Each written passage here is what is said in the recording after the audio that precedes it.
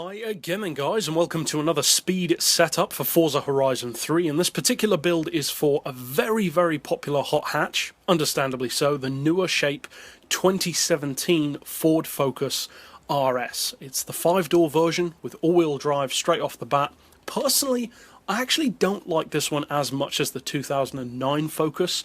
I think, yeah, it's more practical, the all-wheel drive is cool, but I don't know, the 2009 just seems a bit more hardcore to me, and I just prefer the visuals of that particular car. Now, we will be running a tune for the 2009 Focus tomorrow, so we'll be running through both, and it'll be interesting to see how the two compare. Now, as far as the tuning on this particular model, I would, of course, recommend an engine conversion. For this particular car, the 6.2 litre V8 is the one that I would recommend. Engine swap, or rather drivetrain swap, you don't need to do. Retain the all-wheel drive, or at least that's what I'd recommend.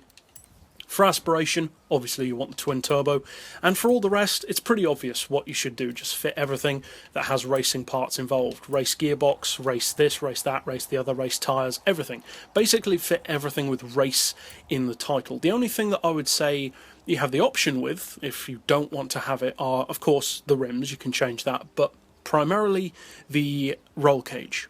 You don't necessarily have to fit a roll cage on a newer vehicle, because many of them are fairly rigid anyway. So although it does improve them, it doesn't really improve straight line performance that much. Whereas with an older car, especially a full-on classic like a muscle car, it improves the performance a lot off the line.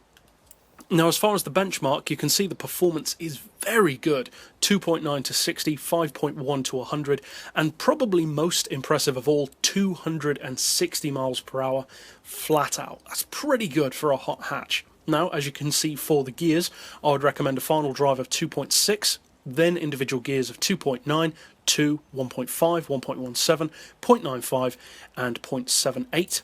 For the alignment, I've opted for neutral camber and toe, 6 degrees of caster. You can go lower than that though if you want to. Anti-roll, we've got 38 and 33, springs 175 and 150, and I've opted for the lowest ride height. As far as dampers, we've got those on 15, 12, 7 and 5. Aero doesn't apply, and I would not recommend changing the front or rear wing. For the diff, it depends what you want. I've gone for 100% on acceleration, 0 on decel. Those are the settings that I like to use, but by all means, change it up, find what works best for you. Different driving styles and preferences, of course, come into play. And for the centre split, I would recommend 70% in favour of the rear. That gives you a nice launch off the line and definitely great off-road ability, but at the same time allows the front end to be loose enough to initiate a drift, to get through technical corners, and just not to be overly heavy. So that's it for the build. Now let's take it out on the road. Now, as far as overall performance goes, I did mention the fact that the top-end performance in particular on this car is kind of more impressive than the acceleration. The acceleration is good, but kind of expected. You'd expect a 1000 horsepower Focus to be quick.